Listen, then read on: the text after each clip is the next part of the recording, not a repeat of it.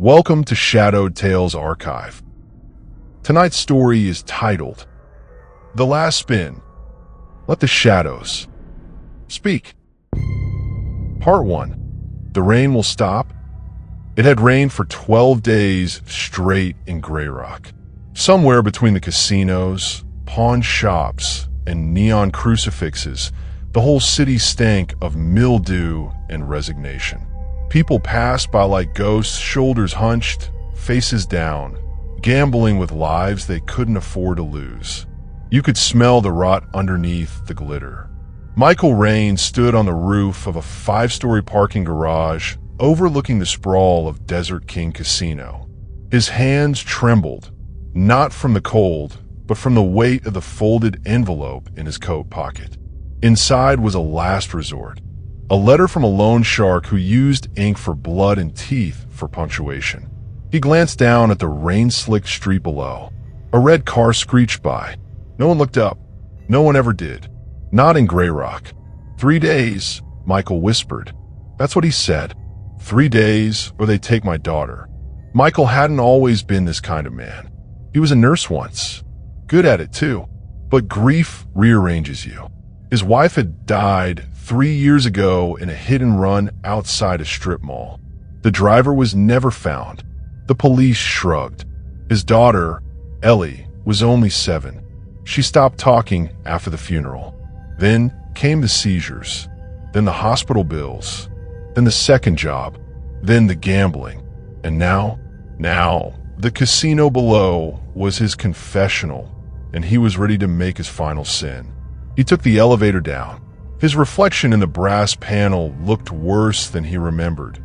Bloodshot eyes, wet black hair clinging to his forehead, skin pale like wax paper. If there was a devil in Grey Rock, he figured it would live somewhere between the blackjack tables and the unblinking eye of a security camera. The air in Desert King was warm and nauseatingly sweet, like sweat and synthetic roses. Machines clanged, coins rattled, voices laughed too hard. Michael walked past the poker tables, past the cocktail waitresses in red sequins, toward the old wing of the building, the one no one talked about anymore. He found it exactly where he remembered. Room 333. It wasn't on the map. No sign pointed there. Just a narrow, burgundy-carpeted hallway that smelled like mold and forgotten things. It ended in a door with no handle, no keyhole, just a panel. He placed his palm against the black glass. It blinked. A voice whispered through the wall. Do you agree to the terms and conditions? He didn't hesitate. I agree. The door hissed open, and Michael Raines stepped inside. Part 2. The House That Remembers. The room didn't feel like part of the casino. The walls were too still, too silent, like they were listening. Michael stepped inside, and the door sealed behind him with a hiss. Not a slam, but something quieter. Surgical, like the room had inhaled him. There was no furniture, no cameras, no sound except the faint hum of something electrical in the walls. But at the center of the room stood a single slot machine. Old, brass, hand crank. Its screen was dark, but the real symbols glowed faintly red. Spades, serpents, broken clocks, and a symbol Michael couldn't quite understand. It looked like an eye nested inside a spiraling thorn. He reached toward it, then stopped, because something shifted in the corner. He turned. A man was there now. Thin, pale, sharp features like they'd been carved from ivory. His suit was black, not modern, more like something worn in a funeral parlor a century ago. A chain watch hung from his vest. No eyes, just 2 pits of shadow under the brim of a narrow fedora. Good evening, Mr. Raines, the man said, voice like honey poured over razors. You're here to make a trade? Michael took a breath. I just need enough. For Ellie. For her treatment. Ah, the man smiled, though his mouth didn't quite move. A parent's love is such dependable currency. Michael hesitated. What are the terms? A dry laugh. This is a house of memory. The terms are already written. The machine lit up. Its display flickered, then showed a timer. 3 hours. Then a message appeared, etched in glowing crimson text. Your winnings will be determined by what you're willing to forget. Michael stepped closer. The handle pulsed with warmth. Pull the lever when you're ready, the man said, backing into the wall, literally. His body faded like smoke, and the wallpaper rippled where he vanished, leaving only silence. Michael stared at the machine. Memories flashed behind his eyes. Ellie's laugh, the way she said, "Daddy," with a lisp when she lost her front teeth. Her drawings, taped all over the cracked walls of their apartment. He gripped the lever. One pull. That was all. Just one. He yanked it down. The reel spun with a sound like grinding glass. They stopped. Spade, eye clock. The screen blinked. Memory deducted. First time Ellie said, "I love you." Michael staggered. He felt it leave, like something ripped from behind his eyes. He remembered that moment existed, but not what it felt like. Not the room, the scent, the way her arms had wrapped around his neck. Gone. The machine whirred again. A small drawer opened. Inside, a voucher. $3,000. He took it with shaking hands. The screen flashed again. Would you like to spin again?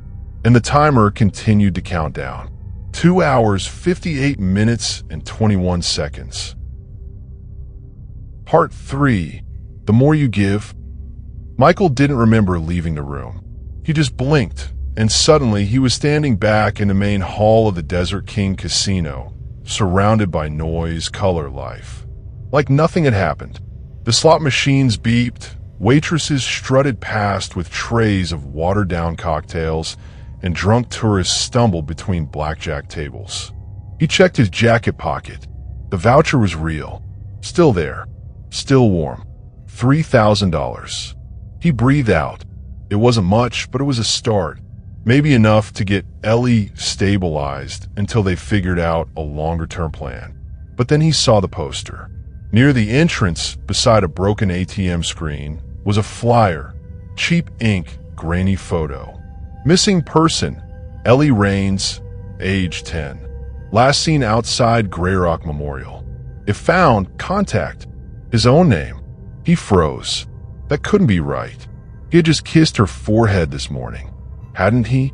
His head throbbed. He tried to recall the last full conversation they had. What she wore yesterday. What her voice sounded like. Blank. Static. The realization hit him like a sucker punch to the chest. That wasn't the only memory he'd lost. It wasn't just her first, "I love you." The machine had taken something else. He rushed back down the hall, past the poker tables, past the staff-only sign. He didn't care. He slammed his palm against the black panel of room 333. The voice returned. "Do you accept the terms and conditions?" He swallowed hard. Yes. The door opened. The slot machine waited. So did the man in the black suit. "You came back quickly," the man mused. Still so many memories to give. Michael slammed the voucher down. "I need her back. Whatever it took, I didn't agree to that." The man smiled, slow and predatory. "But you did. You accepted the terms. You signed with your breath and time." Michael gritted his teeth. "What happens if I spin again?" The machine answered for him. A message appeared. Every spin restores your wealth. Every memory costs more. Michael stared at the lever. 3 hours. That's what the countdown had said. He checked his watch. 2 hours, 11 minutes, and 42 seconds. He had less than that now. He thought of Ellie. If she was safe, if she even knew who he was anymore. Did she still remember him? Or had the machine taken that too? He pulled the lever again. Serpent clock. Aye. A new message. Memory deducted. Her 3rd birthday. Pain lanced through his head. He saw a cake. Then he didn't. He saw balloons. Then they vanished like smoke. $7,000. Enough to cover a night in the pediatric ward. Maybe 2. The machine blinked again. "Would you like to spin again?" Michael hesitated. Then he whispered, "Yes." And again. And again. By the sixth spin, he collapsed to his knees. He couldn't remember what Ellie looked like anymore. He knew he had a daughter. Yes, the machine hadn't taken that, but the details had bled out. Her voice, her favorite song, the way she held his hand crossing the street. He was over $50,000 up, and it felt like blood money scraped from the inside of his skull. The man in the suit crouched beside him. "You know," he said gently, "some parents spend their whole lives forgetting their children on purpose. You're just doing it faster." Michael looked up, eyes hollow. "Does she still exist?" he asked. "Did I trade her away?" A pause. "Not yet," the man said, and vanished. Part 4. The Memory Broker. Michael wandered the casino floor like a man coming down from anesthesia. He moved, but didn't feel it. He blinked, but light didn't register. Faces passed, some familiar, most not, but none of them meant anything. The people here were all just shadows with debt in their pockets and ghosts in their eyes. He had over 50 grand in vouchers now. Enough to rent a house. Maybe leave town. Maybe buy Ellie a future. If he could remember why she deserved one.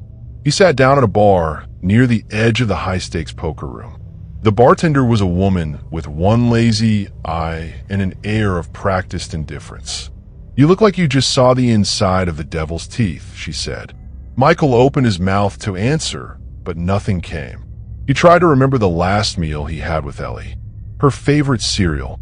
The name of her old stuffed rabbit. Nothing. "I think I did," he whispered. The bartender frowned. Then she leaned forward and said low, "You played the machine, didn't you?" Michael blinked. "What?" "Room 333, she said. "The one they say doesn't exist. You pulled the lever, didn't you?" Michael stared at her. She took a long drag from a cigarette and exhaled toward the ceiling. "My brother went in there in '99. Walked in with nothing but a hospital bill and a wedding ring. Came out 5 grand richer and couldn't remember his wife's face. Took him 2 weeks to jump off the Calhoun Bridge." Michael's mouth went dry. "Why would they let that thing exist?" he asked.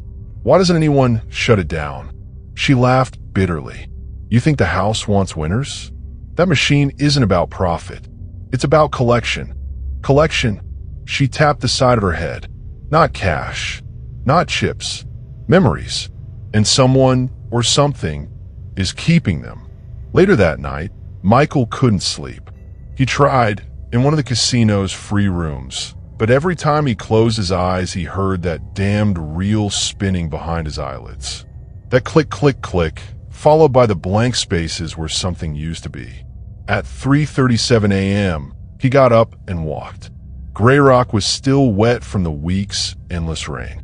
The streets shimmered with yellow halogen and broken neon. He wandered into an alley, hoping the cold would shock some clarity back into his brain. That's when he saw her, a young girl, maybe 8 or 9, sitting on a crate behind a shuttered pawn shop, knees pulled to her chest, clothes too thin for the weather. She looked up at him, emerald green eyes. His breath caught in his throat.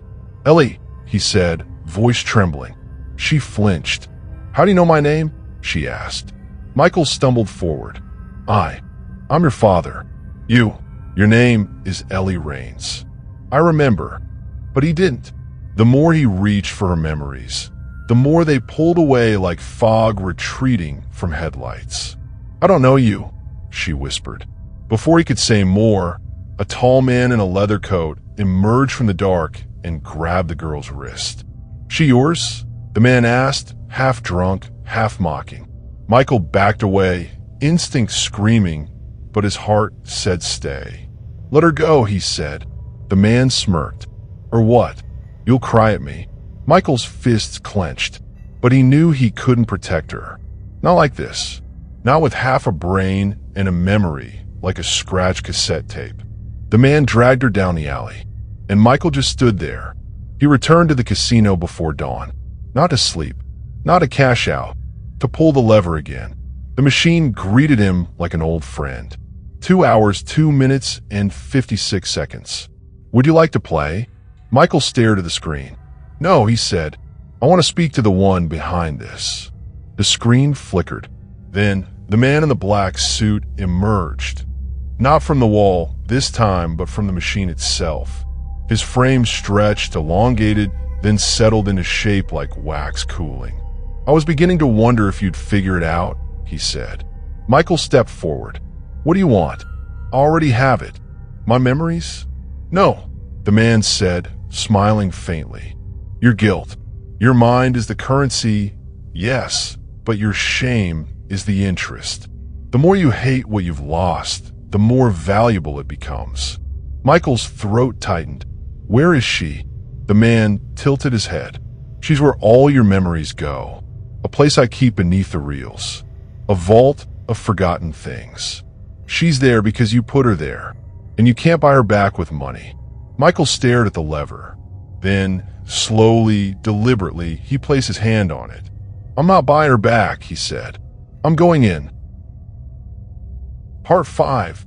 The Vault Below. Michael didn't know if pulling the lever would work.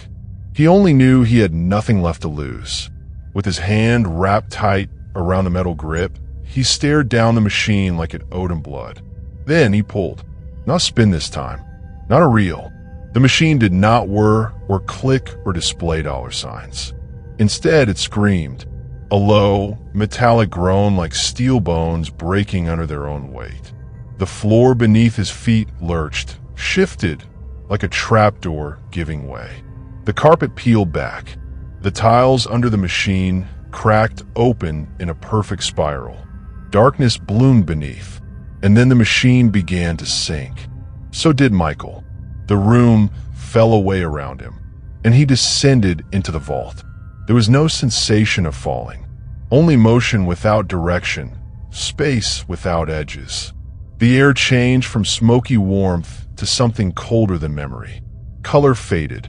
Light thinned out like breath in winter. When Michael landed, it wasn't on ground. It was on ash. He stood in a corridor lined with endless drawers. File cabinets, locked chests, shelves stacked with photo albums whose covers pulsed like living skin. The only light came from a lantern swaying above, hung from nothing. A plaque on the wall read, "Department of Lost Intimacies, Level 3. He took a breath, or thought he did. Down here, even breathing felt metaphorical. A figure waited ahead. A woman in a gray librarian's coat, face smooth like porcelain, but her mouth sewn shut with red thread. She held out her hand. Michael blinked. In her palm was a small pink ribbon, his daughter's, the one Ellie used to wear before school when she was 5. He reached for it, but her fingers closed. Her head tilted. "What are you offering in return?" The voice didn't come from her lips. It came from all around him. The walls, the ceiling, the drawers. "You took it from me." Michael shouted. A drawer opened by itself. Inside was a photograph of Ellie's 3rd birthday. Cake, candles, a stuffed rabbit. Her face was blurred. His too. The next drawer opened. Then the next. Each held a piece of him. Wedding vows, lullabies, drawings on napkins. Memories. Entire lifetimes condensed into trinkets. Michael stumbled. "What do you want from me?" he asked again. The voice replied, "What we always take from those who forget. More." Suddenly, he was no longer alone. Other people filled the vault. They drifted like smoke, flickering, indistinct, featureless silhouettes. Men and women. Children, too. They moved from cabinet to cabinet, searching, whispering, sobbing. One woman clutched a baby shoe she couldn't identify. A man screamed at a VHS tape labeled Dad's last words. A boy banged his fist against a drawer labeled Demon.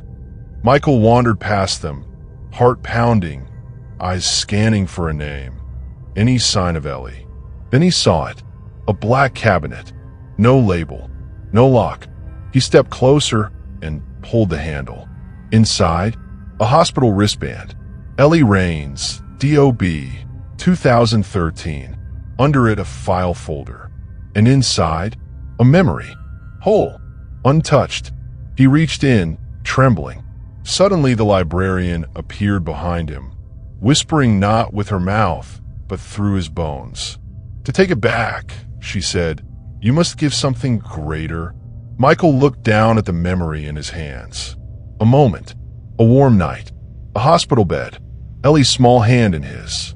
Her voice whispering, "Don't be scared, Daddy. I'll get better. I promise." His knees buckled. "I want it back," he said, choking. "Then give," she whispered. "Give us your name." He blinked. "My name," she nodded. "To regain what makes her remember you, you must forget what makes you yourself." Silence. Michael's heart beat like war drums. Without his name, he would be a ghost. A shell. No more Michael Rains. No more identity. He could save Ellie's memory of him, but not his memory of himself. He stared at the memory in his hand, at the girl with green eyes, at the sound of her voice. He didn't speak again. He only nodded and let go. The cabinet slammed shut, and everything went white. Part 6. A Man Without a Name. He woke up on the casino floor. Not in a bed. Not in room 333. Just on the carpet between a dead ATM and a vending machine that only sold gum and aspirin. The first thing he noticed was the silence inside his own head. No thoughts. No voice. No name. The second thing he noticed was that no one noticed him. Not in the casual, brush past you kind of way. No, this was different. They didn't see him. Even when he stood up. Even when he screamed. The cocktail waitress walked past without blinking. The security guard brushed his shoulder without flinching. The roulette dealer didn't so much as flinch as he stood in her spotlight. It was like he didn't exist, because maybe now he didn't. He stumbled toward the bathroom mirror near the south lobby. The reflection stared back. Still him. Still the same face, though a bit more pale, more transparent around the edges. But something was missing. His name tag gone. The one Ellie made for him with glitter and tape and crooked letters. It had always lived in his wallet. Gone. His hospital ID? Gone. Credit cards? Blank. Driver's license? No photo. Just a rectangle of plastic where his identity had once lived. He wandered for what felt like hours. Rooms blurred together. Slot machines rang in endless cycles. Voices rose and fell like synthetic waves in an artificial sea. Then he saw her, Ellie, at the edge of the food court, near a table covered in birthday balloons.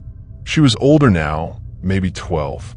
Thinner, wiser, but it was her. He moved to run, but stopped. What if she didn't recognize him? What if the cost he'd paid in the vault really meant what it said? He approached, careful, slow. Ellie stared down at a cupcake in front of her. One candle, flickering. "Make a wish," said a woman next to her. Probably a social worker, or maybe a new foster mom. Her smile looked forced, tired. The woman walked away to take a phone call, and Ellie was left alone. Michael reached the table. He sat, across from her. She didn't look up. He opened his mouth. Nothing came. No voice. No words. Not even a whisper. He tried to form his name. Shaped the syllables in his mind. Nothing. Then Ellie blinked.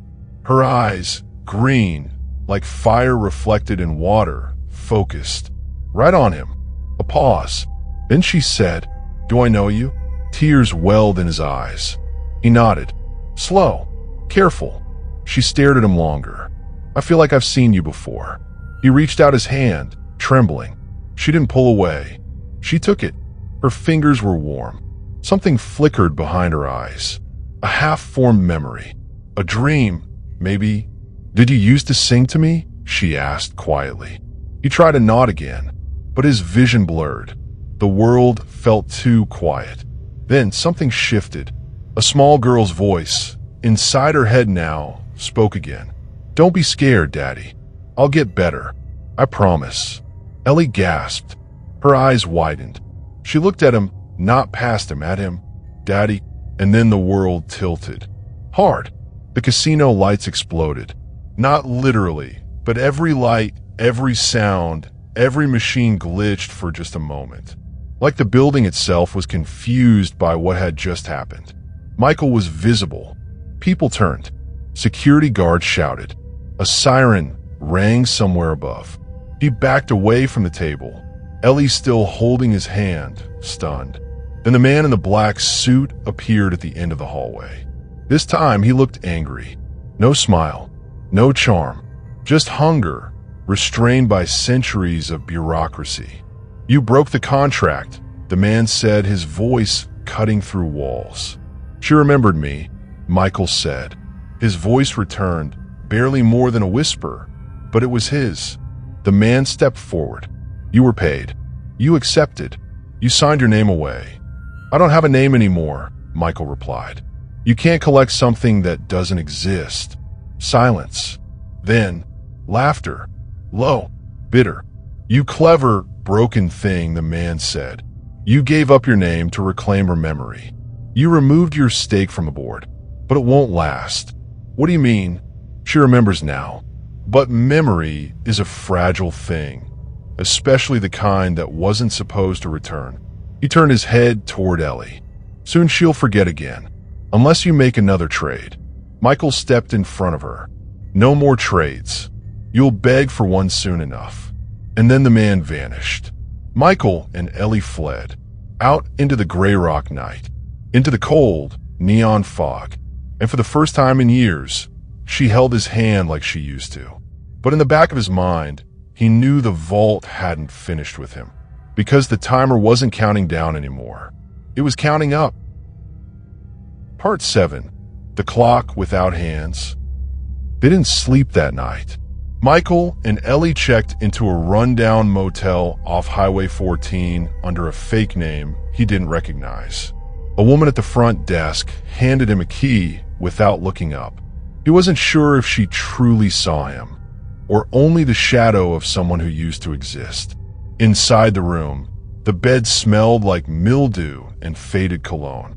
The TV was stuck on a weather channel that only reported the forecast for places that no longer existed. But they were together. That was enough. For a moment, Ellie sat on the edge of the bed, hugging a borrowed hoodie to her chest.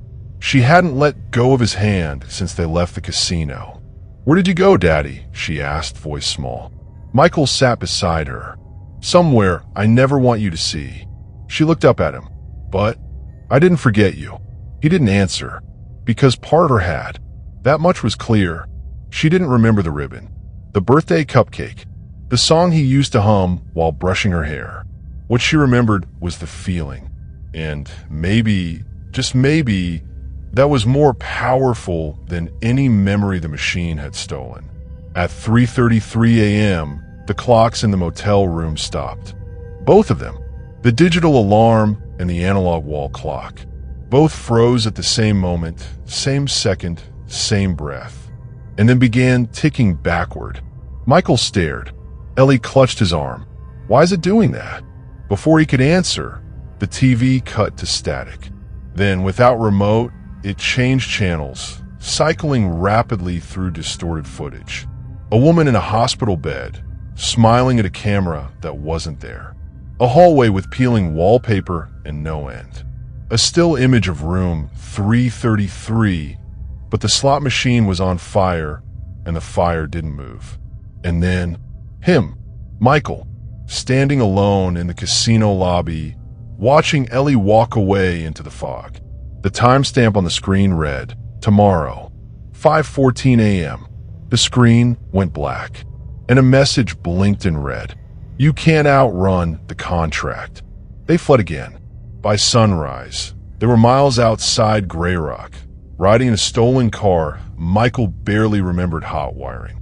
His thoughts were a haze, memories coming in flashes and fragments, like they were being reassembled wrong. He remembered taking Ellie to the zoo once. Or was it the aquarium? Was she 5 or 7? Every time he tried to focus, the memory bent, blurred, became less real.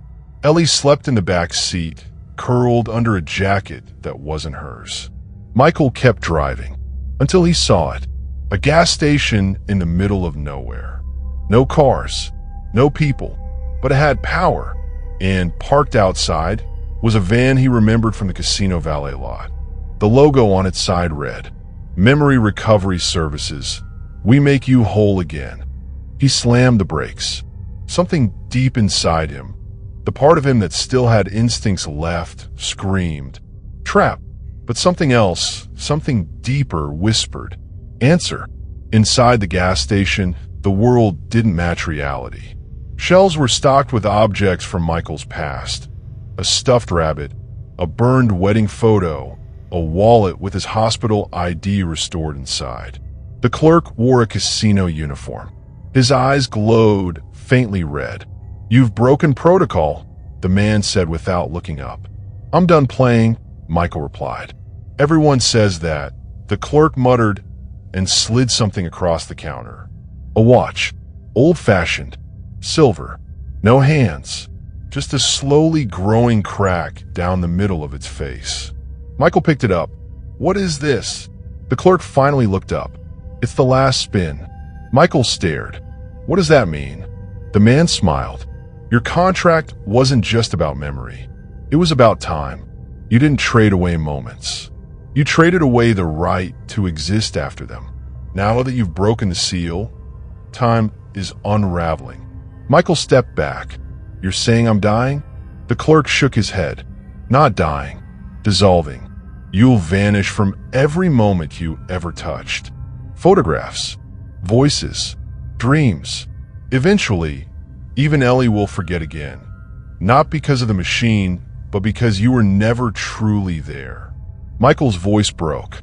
"There must be a way to stop it." "There is." The man leaned closer. "Go back to the vault. Spin one last time. Not for money, not for memory, but for resonance. A trade that anchors you. Not to what you were, but to who she becomes." Michael's hands tightened around the watch. "And if I lose, then the reel stops on nothing." The clerk smiled, cold and final. "And nothing is where you'll stay." Outside, the world had shifted. Cars frozen mid-motion. Birds hanging still in the sky. The sun stuttering in the east like a skipped frame in a broken tape. The contract had started to collect its debt. And Michael Raines, the man with no name, had one choice left. Part 8. The final pull. The vault didn't wait for him. It opened, like it had been expecting him, like it had always known he'd come back. Michael stood outside the entrance to room 333. Only now, it didn't look like a casino room at all. The walls were stripped of color. The carpet was blackened like burnt cloth. There were no bells, no clinks of coins, no echo of laughter. Only a deep, distant ticking. He clutched the silver watch the clerk had given him. It was worn now, hot even. The crack across its face had widened. He knew what that meant. His time was nearly gone. Inside, the slot machine had changed. No longer brass and blinking. Now it looked ancient, wooden, carved. The symbols on its reels glowed with a dim, internal fire. A child's drawing, a clock melting at the edges, the outline of two hands never touching. And standing beside it, as always, was the man in black. Only now he wasn't smiling. "Back again," the man said. "Most don't come this far." Michael stepped forward. "This is the last time." "Is it?" the man asked. "You've said that before. I'm not here to win. I'm not here to buy memory. I'm here to stay." The man tilted his head. A bold claim from a man who no longer belongs to time. Michael held out the cracked watch. "You said I could spin for resonance." "Resonance is rare," the man said.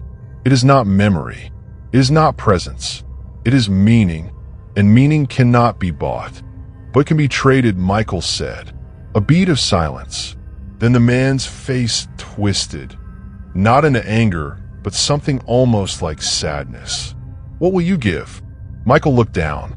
Ellie's image flashed in his mind.